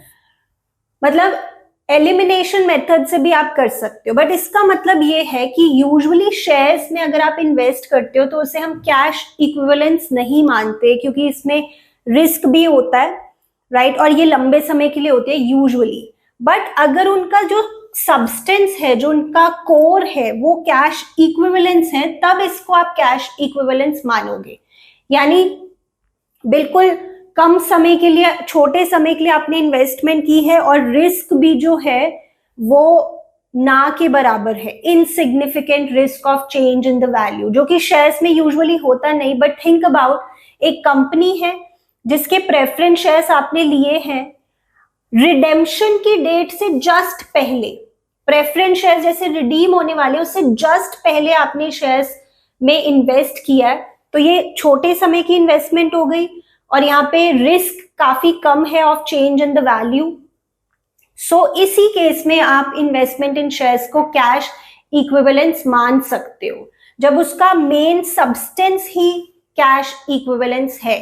अदरवाइज इसको हम कैश इक्विवेलेंस नहीं मानते. चलो आगे देखते हैं. दो स्टेटमेंट्स गिवन है, बताना है ट्रू फॉल्स कौन सी है. Shri limited was carrying on a business of packaging in Delhi and earned good profits in the past years. The company wanted to expand its business and required additional funds. To meet its requirements the company issued equity shares of 30 lakh. It purchased a computerized machine of 20 lakhs. During the current year, the net profit of the company was 15 lakh. क्या ये सही है that cash flow from operating and investing in financing activities are 15 lakh minus 20 lakh and 30 lakh respectively? सही है, क्योंकि देखो और कोई इंफॉर्मेशन नहीं है तो नेट प्रॉफिट ही आपका ऑपरेटिंग एक्टिविटी का हो गया, क्योंकि प्रॉफिट से ही शुरू करते हैं. जो आपने मशीन खरीदी है वो आपका इन्वेस्टिंग हो गया और आउटफ्लो हो गया, और जो शेयर्स आपने इशू किए हैं वो आपका फाइनेंसिंग हो गया. तो ये एक ट्रू स्टेटमेंट है, ठीक है, और सिंपल है.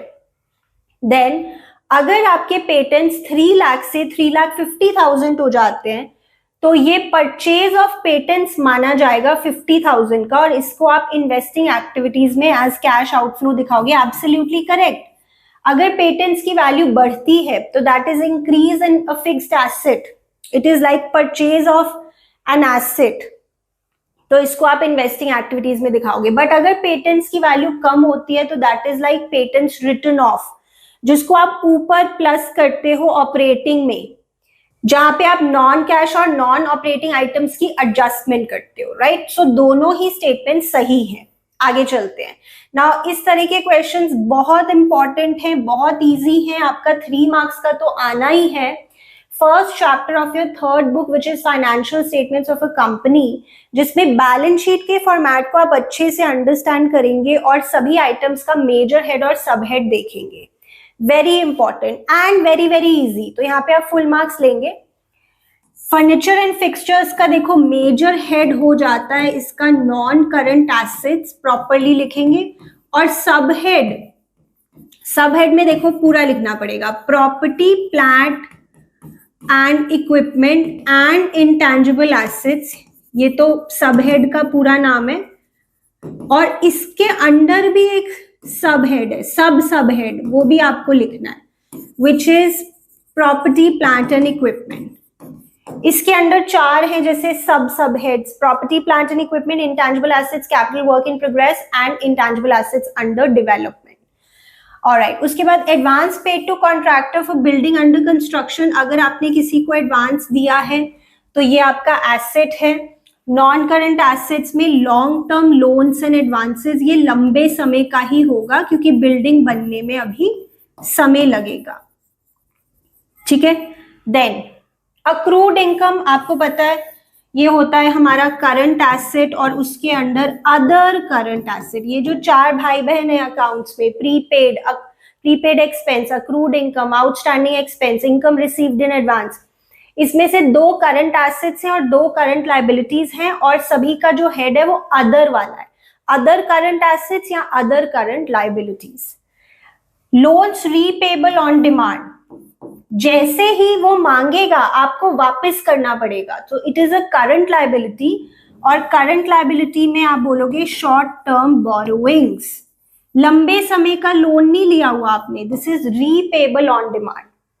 Employees earned leave payable on retirement, retirement पे एम्प्लॉयज को आपको पैसे देने होंगे फॉर द लीव्स जो उन्होंने नहीं ली, राइट। तो इसके लिए आप प्रोविजन बनाएंगे अभी से, it's a non current liability और उसमें लॉन्ग टर्म प्रोविजन, क्योंकि रिटायरमेंट पे पैसा देना अभी टाइम है, तो it's normally a long term provision.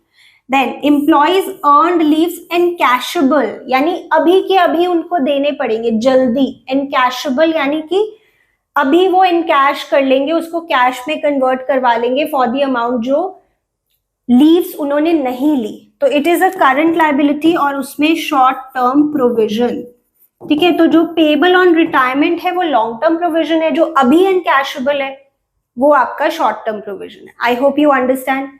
चलिए, उसके बाद कंपैरेटिव कॉमन साइज चैप्टर में से भी आपका 3 मार्क्स का क्वेश्चन आना ही है और बहुत ज्यादा इजी है, तो इसको अच्छे से करके जाएंगे। यहाँ पे बात हो रही है कंपैरेटिव एसपीएल की, तो देखते हैं। कंपैरेटिव एसपीएल में आपको दिया हुआ है kind of fill in the blanks वाला क्वेश्चन, बट बहुत इजी है और बहुत इंटरेस्टिंग है। इस तरह के क्वेश्चंस भी मैंने आपको पहले भी प्रैक्टिस करवाए हुए हैं। अगेन वीडियो का लिंक डिस्क्रिप्शन में दे दूंगी अगर इस तरह के क्वेश्चंस आपको और प्रैक्टिस करने हैं। ये 22-23 का डेटा है, ये 23-24 ईयर का, ये एब्सोल्यूट चेंज है और ये परसेंटेज चेंज है, राइट। जैसे अगर ये ए है, ये बी है, ये सी है which is B minus A, और ये डी है which is C upon original यानी अपॉन ए इंटू 100, ठीक है। अब देखते हैं, थोड़ी सी कैलकुलेशन करनी पड़ सकती है, साथ साथ मैं आपको करके दिखाऊंगी। सो 20 लाख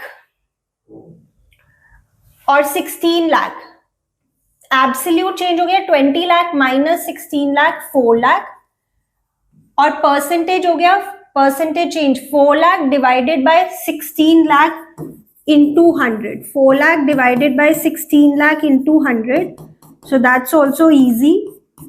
25%, ठीक है, 25। आपको परसेंटेज यहाँ पे जरूरी नहीं है बार बार लिखना है, बट ठीक है उन्होंने यहाँ लिखा है तो हम भी लिख देते हैं। एम्प्लॉय बेनिफिट एक्सपेंसेस 8 लाख से कितना हुआ कि हम कह रहे हैं कि 25% चेंज आया। This change is calculated of original value, तभी यहाँ पे ओरिजिनल वैल्यू से डिवाइड करते हैं ना।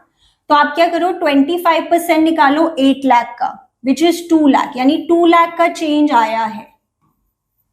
तो 8 लाख वैल्यू थी और अब 2 लाख का चेंज आया है, यानी कि अब वैल्यू हो गई थी 10 लाख। सो यहां पे परसेंटेज तो गिवन ही है, 2 lakh divided bye 8 lakh into 125 आ गया। देन यहां पे जो वैल्यू है, जब हमने उसमें से इसको माइनस किया तो -1 लाख आया। अब सोच लो कोई वैल्यू है, उसमें से 2 लाख को माइनस किया है तो -1 लाख आया है, तो वो वैल्यू क्या होगी, सिंपल है 1 lakh, because 1 lakh minus 2 lakh is -1 lakh. Then -1 lakh bracket में है तो मतलब नेगेटिव है, -1 lakh divided by 2 lakh into 100 is 50, तो ब्रैकेट में लिखेंगे -50। देन 6 लाख वैल्यू थी, अब 50% का चेंज आया है, तो 50% ऑफ 6 लाख इज 3 लाख। 3 लाख का अगर चेंज आया है तो अब वैल्यू होगी 9 लाख, तभी 9 लाख माइनस 6 लाख इज 3 लाख। ठीक है, ओके जी। उसके बाद अब ये जो टैक्स है ये 30%, इसका 30%, 6 लाख का 30% हो गया 1,80,000, 9 लाख का 30% हो गया 2,70,000। ठीक है, और यहां पर 90,000 डिवाइडेड बाय 1,80,000 50 आ गया। यहां पर क्या वैल्यू होगी जब उसमें से 420 माइनस किया तो 2,10,000 आया, तो 6,30,000 वैल्यू होगी। 6,30,000 minus 4,20,000 is this, then this divided by this into 150। तो काफी इजी है, इस तरह से आपने पूरा क्वेश्चन कंप्लीट कर लिया। चलिए अब रेशियोज के क्वेश्चन पे आते हैं। 4 मार्क्स का क्वेश्चन हमें पता है आना ही आना है और ऑप्शन है इसमें। तो रेशियोज चैप्टर तो आप अपने प्रैक्टिकल के लिए, वाइवा के लिए प्रिपेयर करके जाते ही हो, और बहुत सारे प्रैक्टिस क्वेश्चंस आपकी बुक में भी गिवन है। Let us have a look. हमें जीपी रेशियो फाइंड आउट करनी है, तो जीपी रेशियो का फॉर्मूला होता है जीपी अपॉन आरएफओ इनटू 100। ठीक है, gross profit upon revenue from operations. Revenue from operations given है, then you have purchases, carriage inwards, employee benefit expenses 1 lakh, जिसमें वेजेस है 60,000, ओपनिंग इन्वेंट्री 60,000 और एवरेज इन्वेंट्री 80,000। पहले तो एवरेज इन्वेंट्री क्या होता है, opening inventory plus closing inventory upon 2। तो क्लोजिंग इन्वेंट्री यहाँ पे फाइंड आउट कर लो क्योंकि जरूरत पड़ेगी। सो this is 1,60,000 minus 60,000 is your closing inventory, यानी कि 1 लाख क्लोजिंग इन्वेंट्री की वैल्यू आई है। Now that is important. यहाँ पे हमें लग रहा है कि पहले हमें cost of revenue from operations निकालना होगा, तभी हमें जीपी मिलेगा। अब cost of revenue from operations होता है opening inventory plus net purchases plus direct expenses minus closing inventory, and यहाँ पर हमारे पास सारी इंफॉर्मेशन अवेलेबल है। So let's have a look. Opening inventory is 60,000 plus net purchases 3,60,000 plus direct expenses में एक तो कैरेज इनवर्ड्स आएगा 50,000 और एक वेजेस आएगा। ठीक है, आपको पता है ना वेजेस डायरेक्ट एक्सपेंस होता है, इसे हम ट्रेडिंग अकाउंट में दिखाते थे क्लास 11 में भी, minus closing inventory which is 1 lakh. ठीक है, इसे देखते हैं सॉल्व करके। So 9,60,000 plus 50, 10,10,000। So this is 4,30,000। ये हमारा cost of revenue from operations आया। Now revenue from operations minus cost of revenue from operations is GP. Revenue from operations is 10 lakh. 10 lakh minus 4,30,000 is your gross profit, that is 5,70,000. So 5,70,000 divided by 10 lakh into 100, यानी कि 57% is your right answer of gross profit ratio. ठीक है, चलो आगे देखते हैं। Next जो part है, प्रॉफिट आफ्टर टैक्स दिया हुआ है और टैक्स का रेट गिवन है 20%. If earnings before tax and interest was 10 lakh, nominal value of debentures 25 lakh. Nominal value you know is face value. Assuming the only debt of the company, determine the rate of interest on debentures. Alright, तो मुश्किल नहीं है। देखो यहाँ पर EBIT earning before interest and tax, यहाँ profit before interest and tax में से पहले आप इंटरेस्ट माइनस करते हो, ऐसा आप जैसे इंटरेस्ट कवरेज रेशियो के लिए करते हो ना। फिर आता है अर्निंग बिफोर टैक्स, उसमें से टैक्स माइनस करते हो, फिर आता है अर्निंग आफ्टर टैक्स या profit after tax. Profit after tax is given to you as 6 lakh. EBT या अर्निंग बिफोर टैक्स नहीं पता, बट वो जो भी होगा उसी का 20% टैक्स होगा। तो यहाँ पे आप निकाल सकते हो x minus 20% of x is 6 lakh, यानी कि x की वैल्यू होगी यहाँ पर, सो ये आएगा हमारा 7,50,000। अर्निंग बिफोर टैक्स हो गया 7,50,000। EBIT is given to you as 10 lakh. तो देखो सिंपल हो गया, 10 लाख में से कितना माइनस करोगे कि 7,50,000 आएगा? 2,50,000, right? So this is the interest on debt और इंटरेस्ट ऑन डिबेंचर्स। अब ये कितना रेट, इसका कितना है? तो रेट निकालने के लिए आप इसकी फेस वैल्यू से डिवाइड करोगे, interest divided by the face value of debentures which is 25 lakh into 100. 10% is the rate of interest on debentures. Simple. चलिए आगे चलते हैं। नाउ हम ये देखने लगे एक दो सालों से सैम्पल पेपर में कि कैश फ्लो का पूरा बड़ा क्वेश्चन आने की जगह थोड़ा डिफरेंट टाइप का क्वेश्चन आ रहा है, आइदर जिसमें पार्ट्स हैं या फिर कुछ अलग अलग चीजें उन्होंने पूछी हुई हैं। ठीक है, तो जैसे यहाँ पे भी 2 पार्ट्स हैं क्वेश्चन की, सो 3 मार्क्स 3 मार्क्स। देखते हैं।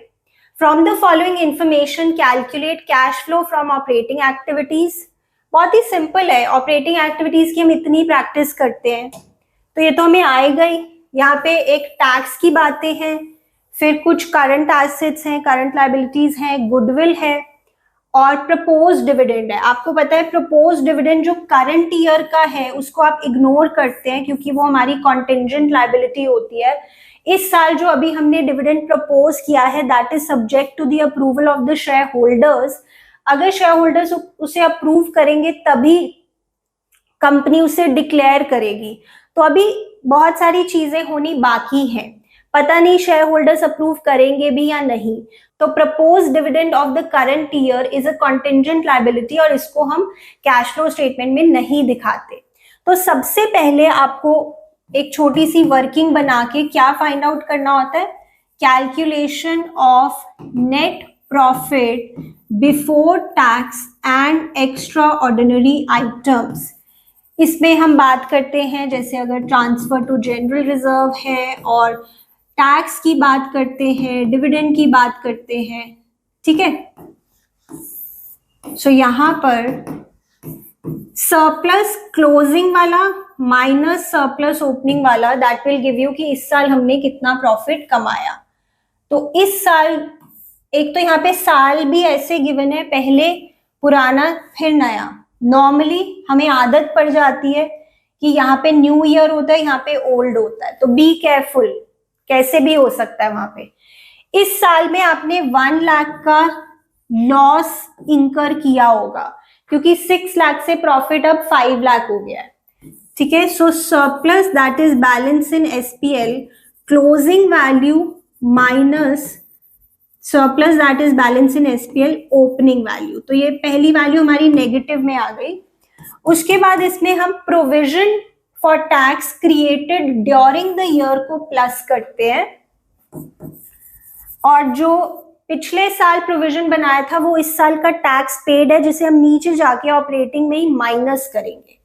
ठीक है, तो ये हो गया हमारा प्रोविजन फॉर टैक्स क्रिएटेड और made during the year plus proposed dividend पिछले साल वाला प्रपोज्ड डिविडेंड, और यही नीचे जाके फाइनेंसिंग में एज एन आउटफ्लो हम दिखाते हैं 1,50,000। तो ये हमारा आ गया 2,70,000 minus 1 lakh, 1,70,000. This is your net profit before tax and extraordinary items. इससे हम शुरुआत करेंगे अपनी ऑपरेटिंग एक्टिविटीज की कैलकुलेशन की। ठीक है, इसी के कॉन्टिन्यूएशन में भी कर सकते हो, अलग से भी आप दिखा सकते हो cash flow from operating activities.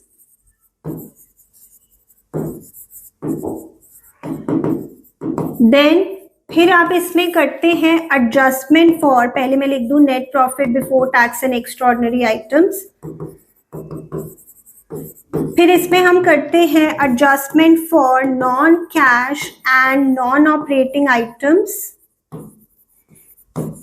इसमें हम depreciation, loss on sale of machinery, profit on sale of machinery, इन सब चीजों की एडजस्टमेंट करते हैं। यहाँ पर गुडविल की बात करते हैं। 2 लाख से वैल्यू 1,50,000 हो गई, सो दिस इज गुडविल अमोर्टाइज्ड या गुडविल रिटन ऑफ। इसे हम प्लस करेंगे 50,000 एंड यहां पर फिर हमारा आ जाएगा operating profit before working capital changes. Operating profit before working capital changes. फिर इसमें हम करंट एसेट्स और करंट लायबिलिटीज की एडजस्टमेंट करेंगे, प्लस माइनस करेंगे करंट एसेट्स और करंट लायबिलिटीज को। ठीक है, ऑलराइट। जैसे यहां पर ट्रेड रिसीवेबल्स की वैल्यू बढ़ रही है, ट्रेड रिसीवेबल्स की वैल्यू बढ़ रही है, तो इसे हम माइनस करेंगे, less decrease in value of trade receivables that is 40,000। ठीक है, उसके बाद ट्रेड पेबल्स की वैल्यू बढ़ रही है फ्रॉम 1,50,000 टू 2 लाख, इसे हम ऐड करेंगे increase in the value of trade payables. जैसे हम कहते हैं ना, अच्छी बात लेस, बुरी बात प्लस। अच्छी बात जैसे कि एसेट का बढ़ना और लायबिलिटी का कम होना, बुरी बात एसेट का कम होना या लायबिलिटी का बढ़ना। बट इसका भी लॉजिक है, प्रॉपर लॉजिक होता है इसका भी। इसके बाद आएगा कैश जनरेटेड फ्रॉम ऑपरेशंस और फिर हम उसमें से माइनस करेंगे tax paid. Cash generated from operations आ गया यहाँ पे 1,80,000 प्लस 50,000, 2,30,000। 2,30,000 आ गया यहाँ पर। एंड इसमें से टैक्स पेड आप माइनस करोगे पिछले साल का प्रोविजन यानी कि 1 लाख। 2,30,000 में से आप टैक्स पेड माइनस करोगे 1 लाख का, जो कि पिछले साल का प्रोविजन है, and you will gate cash flow from operating activities 1,30,000। ठीक है, I hope this is clear.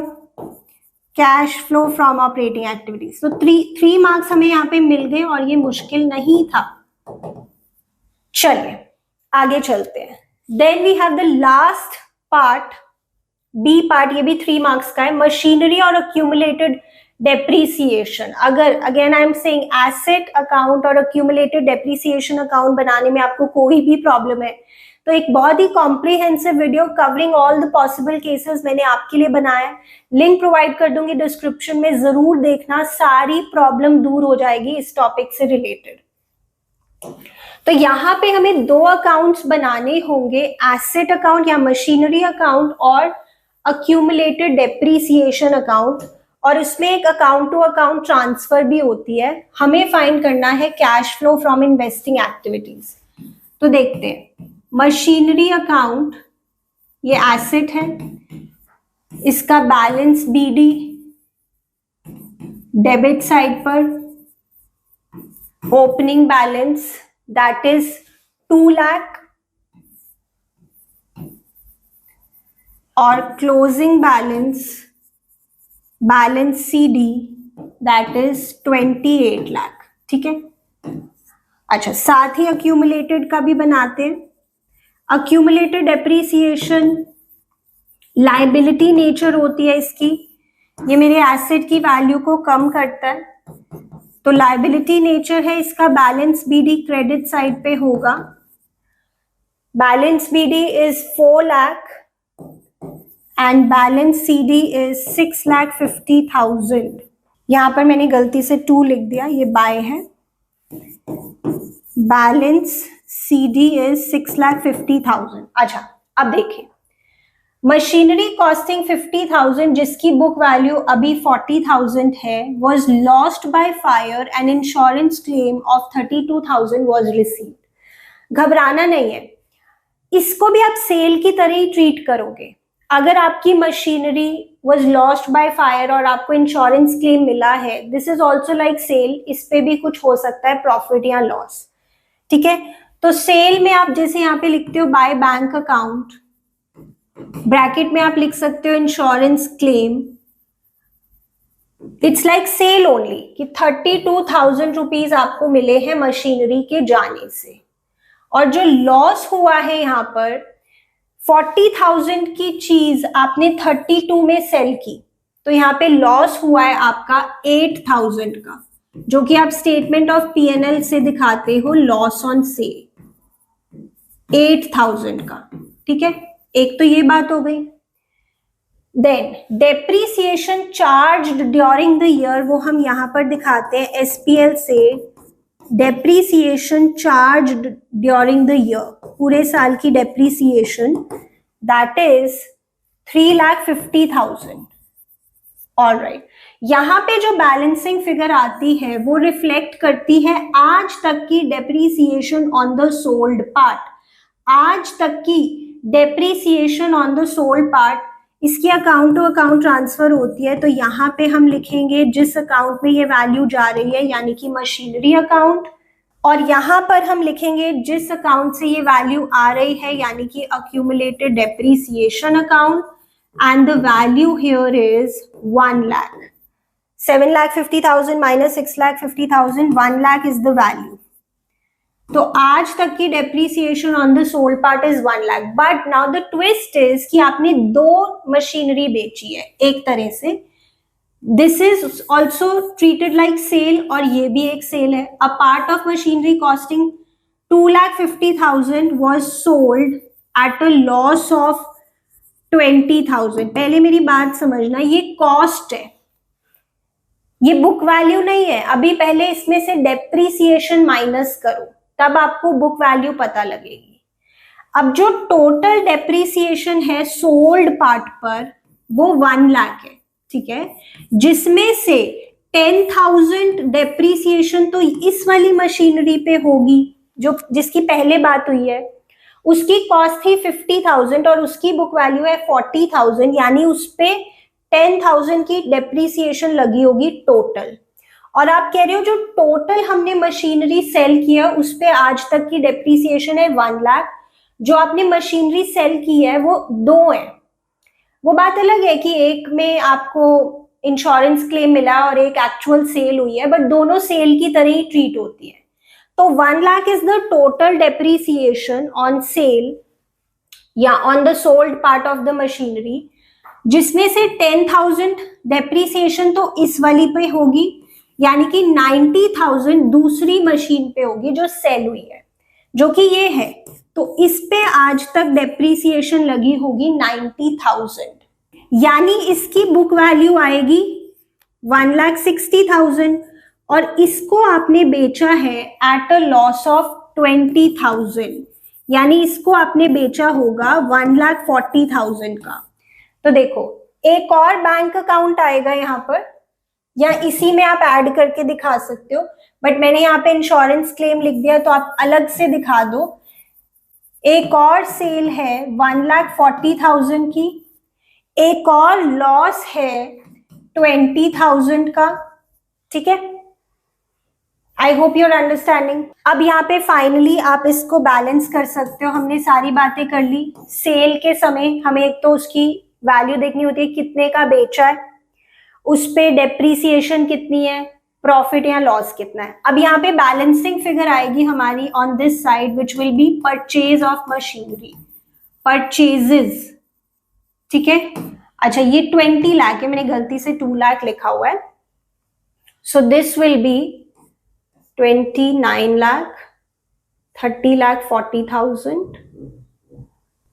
30,72,000 and then 28,000. So this will be 11 lakh. 11 lakh is your purchases.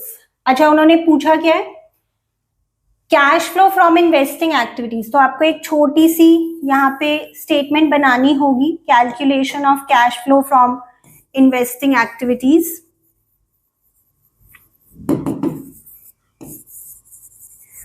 इसमें आप सेल और परचेज ऑफ मशीनरी दिखाओगे और तो कुछ भी नहीं। तो 2 हमारी सेल वैल्यूज हैं और एक हमारी परचेज की वैल्यू है, तो 2 इनफ्लो है, एक आउटफ्लो है। Outflow on purchase of machinery that is 11 lakh negative में, ठीक है। Then proceeds from sale of machinery, जो आपने सेल की है एक machinery of how much, at a loss of 20,000, वो हमने 1,40,000 की सेल की है। And proceeds from insurance company, proceeds from insurance company, आपको इंश्योरेंस कंपनी से मिला है 32,000, ये भी हमारा इनफ्लो है, ठीक है। इसको नेट करें, 1,40,000 plus 32,000 minus 11 lakh, this will be 9,28,000, ठीक है। So this is cash, net cash outflow from investing activities, right champs. I hope this is clear to you. बहुत मेहनत से ये वीडियो मैं आपके लिए लेकर आ रही हूँ। Please support our channel, like this video अगर आपको अच्छे से समझ में आए सारे क्वेश्चंस, एंड जो भी वीडियोस मैं आपको डिस्क्रिप्शन में प्रोवाइड कर रही हूँ वो भी बहुत इंपॉर्टेंट है, make sure to cover them. जो भी आपकी वीडियो रिक्वेस्ट है, put them in the comments and I would definitely bring a video related to that. चलो अब मिलते हैं नेक्स्ट वीडियो में।